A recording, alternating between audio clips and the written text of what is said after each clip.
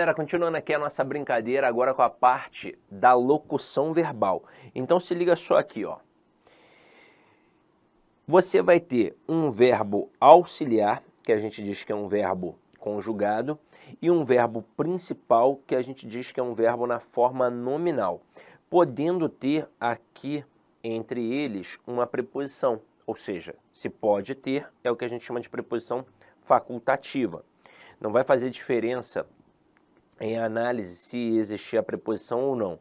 E entenda, nesta locução verbal, o verbo auxiliar é o verbo que flexiona, é o verbo que conjuga, e o verbo principal sempre vai aparecer numa forma nominal do verbo, ou no gerúndio, com aquela terminação em NDO, ou no particípio, com aquela terminação em ado e ido, ou no infinitivo, com aquela terminação no Rzinho. Pronto. Agora, o que vai acontecer aqui no fim das contas? Para nossa sorte, os verbos que basicamente caem em prova são dois, o existir e o haver.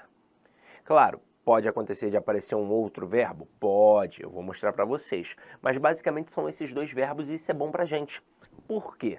Porque, teoricamente, nós já dominamos estes verbos. A gente já sabe que o verbo haver, no sentido de existir, é um verbo impessoal, portanto, caracteriza uma oração sem sujeito. E que o verbo existir é um verbo pessoal, portanto, vai ter sujeito. Então, como é que vai funcionar? Eu vou olhar logo para o verbo principal. Se o verbo principal for impessoal, o auxiliar vai ficar no singular. Por quê? Porque se esse verbo é impessoal, ele caracteriza uma oração sem sujeito. Não tem sujeito na frase. E se não tem sujeito, por que eu colocaria alguém da estrutura verbal no plural? Não há justificativa. Então, se não tem sujeito, a estrutura verbal vai ficar no singular, toda ela. Agora, se eu pegar o verbo principal e este verbo principal for um verbo pessoal, não significa que automaticamente o auxiliar vai para o plural, não. Não. Significa que vai ter um sujeito. E qual é a principal regra de concordância verbal? O verbo concorda com o núcleo do sujeito. Neste caso, vai ser o auxiliar. Então, se o núcleo aparecer no singular, o auxiliar vai continuar no singular. Mas se um núcleo aparecer no plural, alguém vai ter que concordar com esse plural aí. E vai ser quem? Vai ser o verbo auxiliar. Então, acompanha aqui comigo, ó. Vai ou vão haver dúvidas? Olha para o verbo principal, no caso o verbo haver, ele é impessoal, ele caracteriza oração sem sujeito, tanto que dúvidas aqui não vai ser o sujeito, vai ser o objeto direto. Então, se o verbo principal aqui é impessoal, o auxiliar fica no singular. Então, certo aqui, ó, vai haver dúvidas. Olha a próxima. Há ou hão de haver esperanças. Mais uma vez, o verbo principal, o verbo haver, que é um verbo impessoal, caracteriza oração sem sujeito, esperanças é objeto direto, então o verbo auxiliar vai ficar no singular. Então, certo, ó, há de haver esperanças. Depois, vai ou vão existir dúvidas. Agora, existir é um verbo pessoal. É um verbo que tem sujeito, dúvidas é sujeito. Se fosse dúvida, aí beleza, ficaria vai existir dúvida. Mas como o sujeito está no plural, né, o núcleo do sujeito se encontra no plural, o auxiliar vai ficar no plural, porque o auxiliar agora vai concordar com o núcleo desse sujeito. Então a frase correta aqui, ó, vão existir dúvidas. Agora olha a próxima. Há ou hão de ocorrer esperanças. Veja que neste momento o verbo ocorrer é o verbo principal e ele é um verbo pessoal. Logo, esperanças aqui é sujeito. Aí o haver apareceu e muita gente dá mole aqui. Ah, então apareceu o haver, naturalmente ele fica no singular? Não. O verbo haver vai ficar no singular ou vai caracterizar a oração sem sujeito das duas, uma. Quando ele vem sozinho e está no sentido de existir, ocorrer e acontecer, beleza? Ou quando na locução verbal ele é o principal e está no sentido de existir, ocorrer ou acontecer. Quando numa locução verbal ele é o auxiliar, ele simplesmente não manda em nada, nada. Ah, mas eu não tenho que avaliar não para ver se ele vai ficar no singular ou no plural? Você vai avaliar o principal. Se o principal for um verbo que apresenta um sujeito e o sujeito estiver com um núcleo no plural, o verbo haver vai para o plural, porque agora ele não está mandando em nada, ele não está caracterizando uma oração de sujeito de nada. Então aqui, ó, o certo vai ser hão de ocorrer esperanças. Já vi muita frase assim, ó, havia ou haviam ocorrido brigas. Aí o camarada coloca havia, porque ele pensa assim, ah, tem que ficar no singular, né? Verbo haver. Não. Aqui, ó, o verbo principal é o ocorrer. Brigas é sujeito. E alguém tem que concordar com o núcleo desse sujeito, ou seja, haviam ocorrido brigas. Aí aqui a gente tem, na sequência, o que e o quem. O que é muito tranquilo, porque com o que o verbo só vai concordar com o antecedente. Com quem, aí o bicho pega, porque o verbo concorda com o antecedente ou vai para a terceira pessoa do singular. Então veja ali a primeira frase, o primeiro exemplo que a gente vai avaliar.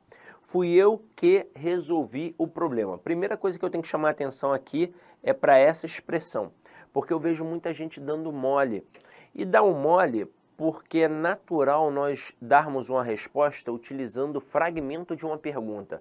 Então o camarada fala assim para você, foi você que fez isso? Aí você diz, foi eu. Ou então, não foi eu. Você acaba fazendo isso. E está errado, porque o foi é terceira pessoa. Então é foi ele.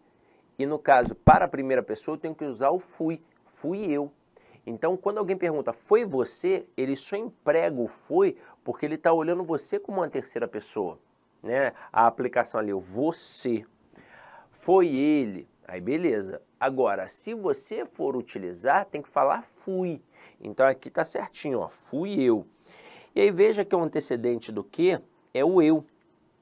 Eu não diria eu resolvi? Diria. Então certo é fui eu que resolvi. Se a gente colocar no plural, fomos nós. Vai ficar fomos nós que resolvemos o problema. Mas aqui é tranquilão. Agora, esse quem, ele é interessante. Então veja aqui, fui eu quem resolvi o problema ou fui eu quem resolveu o problema? Acho até que passa batido aqui quando está no singular.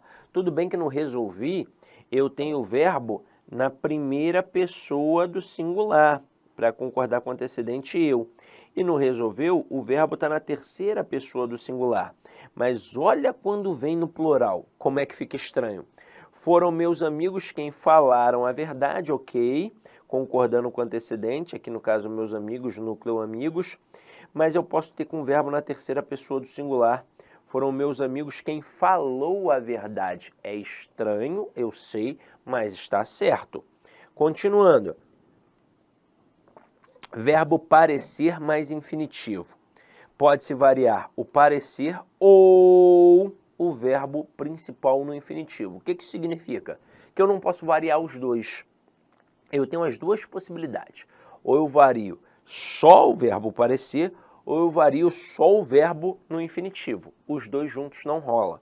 Então aqui, ó, os alunos parecem ser esforçados, é até a forma mais natural nossa, flexionando o verbo parecer, mas eu também posso dizer os alunos parecem serem esforçados. Isso aqui é uma concordância facultativa. As duas formas estão corretas, tá? Depois, as paredes pareciam estar limpas, é uma concordância mais natural para o falante, mas eu também poderia colocar as paredes pareciam estarem limpas. Continuando aqui, aposto resumitivo. O que é um aposto resumitivo? É um pronome indefinido colocado depois de uma série de substantivos com função resumitiva. Isso significa que o verbo, neste caso, vai concordar apenas com o aposto resumitivo. Então, olha ali a primeira frase. João, Maria e José, todos eram alunos. O verbo aqui está concordando com todos. Agora ali depois, dinheiro, fama e glória. tudo passa. O verbo agora está concordando com tudo. Então, aqui neste caso, veja que eu tenho um sujeito composto, mas eu tenho um aposto resumitivo. E o verbo vai concordar apenas com esse aposto resumitivo, que claramente vai fazer parte desse sujeito, afinal de contas é um aposto de um sujeito. Olha só, se eu perguntasse na primeira frase, quem é o predicado da frase? Eu não poderia dizer que o predicado é todos eram alunos. Não, eu tenho que dizer que o predicado é só a expressão eram alunos. Na segunda frase, quem é o predicado? Apenas a expressão passa. O resto é sujeito e acabou. Agora, continuando aqui, verbos ter e vir. Eles recebem acento circunflexo na terceira pessoa do presente, né, na terceira pessoa do plural do presente do indicativo. Então, se eu colocasse o brasileiro, ó, o brasileiro tem problemas. A frase correta seria assim: o sujeito, o brasileiro, núcleo brasileiro, núcleo no singular, verbo no singular. Ok. Agora, quando eu coloco os brasileiros têm problemas, o sujeito, os brasileiros, núcleo brasileiros, núcleo no plural, verbo tem que ficar no plural. E eu não posso deixar um verbo no plural igual a um verbo no singular. Por isso que aqui entra o acento circunflexo, que é uma das marcas de pluralização na língua portuguesa. Se eu colocar ele vem de longe, é sem acento, tá? Mas se eu colocar eles vêm de longe, agora tem que ter o acento circunflexo. Detalhe, esse acento circunflexo também serve para os derivados. Então, se eu colocar assim, ó, o homem mantém a palavra. Veja que vai ter um acento agudo, mas por conta de uma regra principal de acentuação gráfica, em que a gente tem uma oxítona terminada em "em", mas é o acento agudo, e apenas o acento circunflexo marca pluralização. Mas e se eu colocar os homens? A pronúncia é a mesma. Os homens mantêm a palavra. Só que agora, obrigatoriamente, eu vou ter que colocar o acento circunflexo, porque eu tenho um sujeito, que vai ser os homens, e o núcleo é a palavra homens. Como o núcleo do sujeito está no plural, o verbo tem que ficar no plural. E o verbo no plural tem que ser diferente do verbo no singular. Agora, continuando aqui, nós vamos para a concordância nominal, meus amores. Olha o que a gente tem aqui, ó. É o estudo das relações sintáticas entre um nome e seus determinantes. Aí eu vou trazer aqui um quadrinho de volta, ó. Vamos lá, ó. Lembra que a gente viu isso aqui, ó? Substantivo. E aí, na periferia desse substantivo, a gente tinha adjetivo, tinha artigo, tinha numeral e tinha o pronome. E aí a gente definiu que o substantivo aqui é o que a gente chama de nome, mas definimos que ele sempre é um termo determinado, e isso de dizer que ele é um termo determinado significa dizer que ele é sempre um termo nuclear, ele sempre é núcleo. Então, ele, o substantivo, é determinado, e essas quatro classes que acompanham o substantivo são quem? Os determinantes.